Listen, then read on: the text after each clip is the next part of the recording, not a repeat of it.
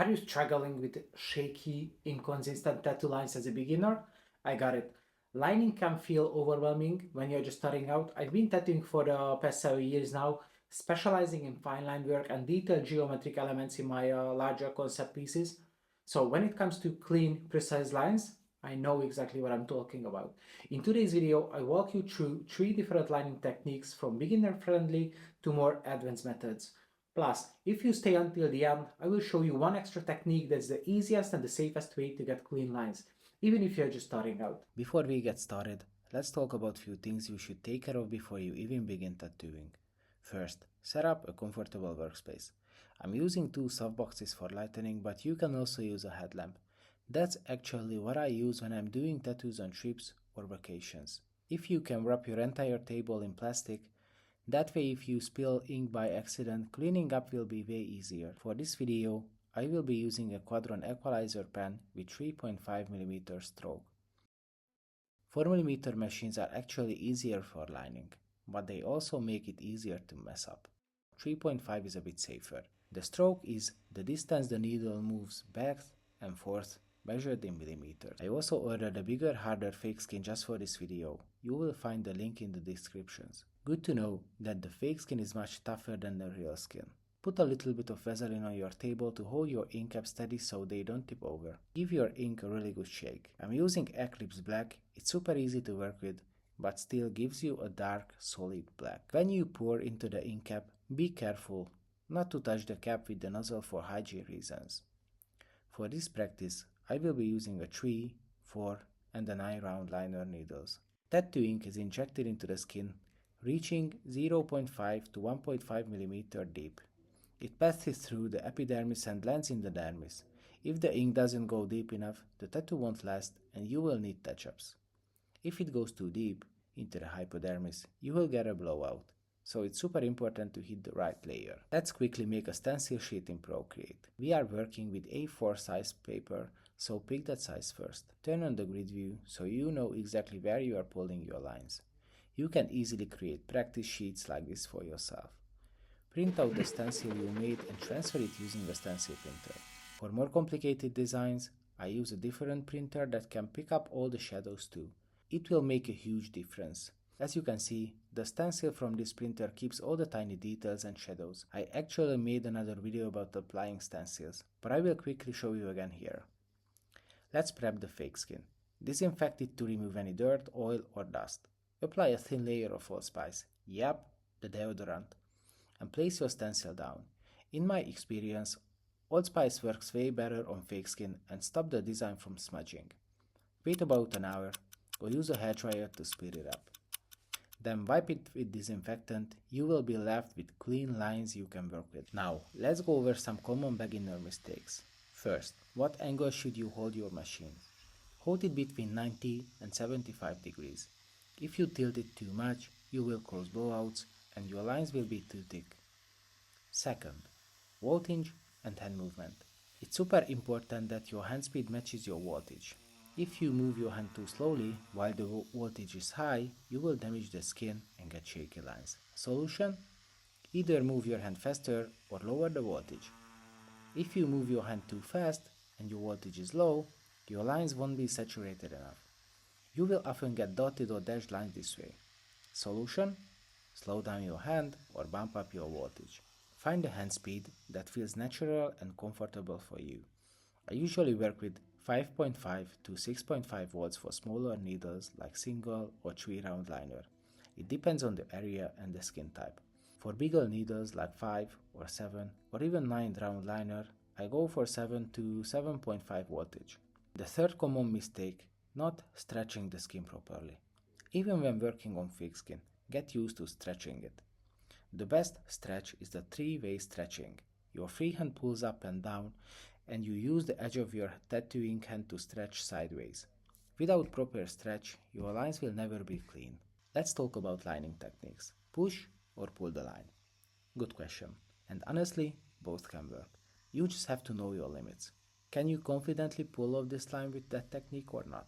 Pulling the line towards yourself feels much more natural than pushing it away. You get way more control, especially when you are still learning how to control depth and speed. Do not overwork the skin. Less is more. I spent my first 3 years of tattooing mainly pulling lines. If you only master this one technique, you will be able to handle most line work. Hold the machine lightly, don't choke it. So let's start with the 9 round liner. It's thicker, more stable, and more forgiving. Set your voltage around 7 to 7.5 volts.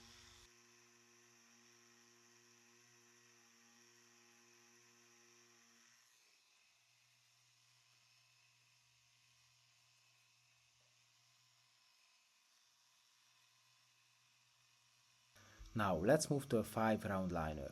Slightly thinner lines, but the difficulty will push your skills. Same voltage, 7 to 7.5 voltage.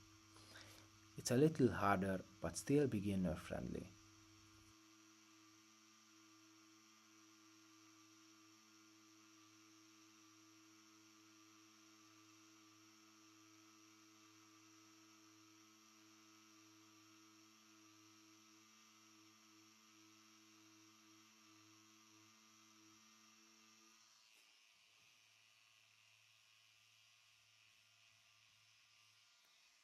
Now let's look at the 3 round liner.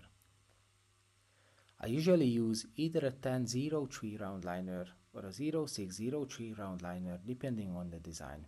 0603 round liner, basically as thin as the single needle, amazing for shading too, but harder to line with.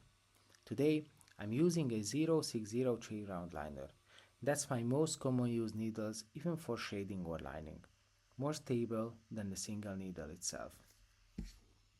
Second technique, pushing the line. Pushing the machine feels less natural and it needs more practice, but you can get super clean, stable lines with this too. Start again with a 9 round liner. In this technique, tilt your machine forward slightly by pushing. The angle naturally helps create straight lines.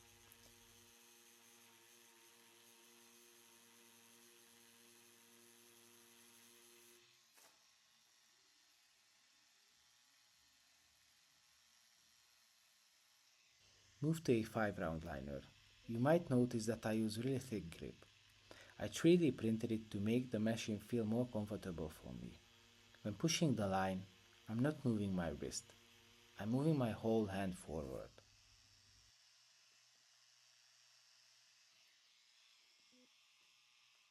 Same with the 3 round liner, but lower your voltage to around 6 to 6.5 volts. With lower voltage, you can go over the same line 4 or 5 times without damaging the skin.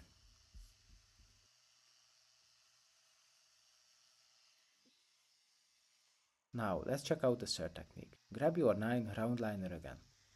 This one uses small back and forth motions. It's a slower but super safe way to pull lines, especially in tricky spots like elbows. Set your voltage around 7 volt again.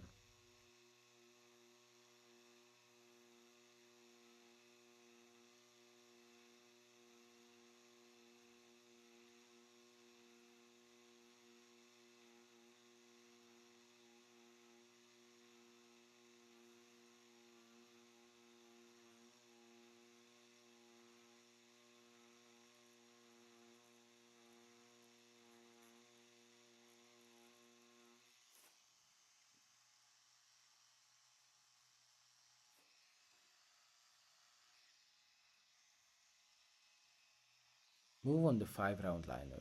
At first, your lines might be a little thicker than you want because it's harder to place the needle exactly in the same spot. Don't worry, you can always go over the line once more with the first 2 techniques if you need it.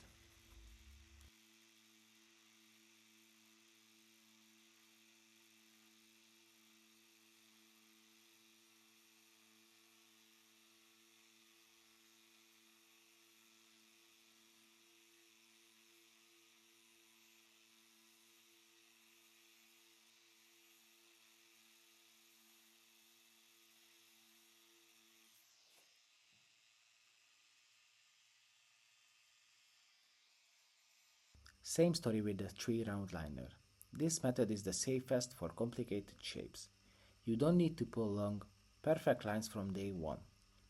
Slow and steady wins the race. Okay, I knew a guy who only used this technique. His lines look like they were drawn with a ruler. Takes longer, but the results are worth it.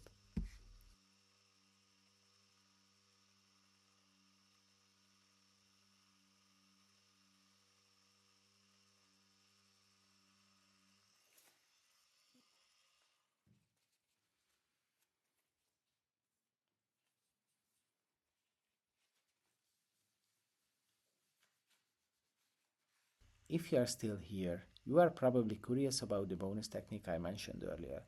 Let's check it out.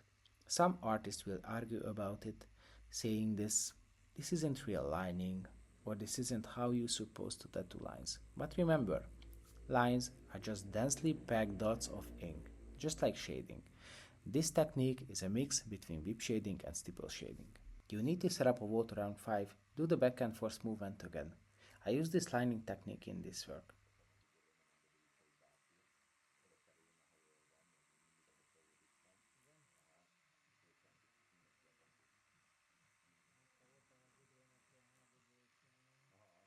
I hope you found this video helpful and that you feel more confident about improving your line work from the very start. If you liked the video, don't forget to subscribe to the channel. I'm posting a lot more practical tattooing tips very soon. Thanks for watching and I will see you in the next one.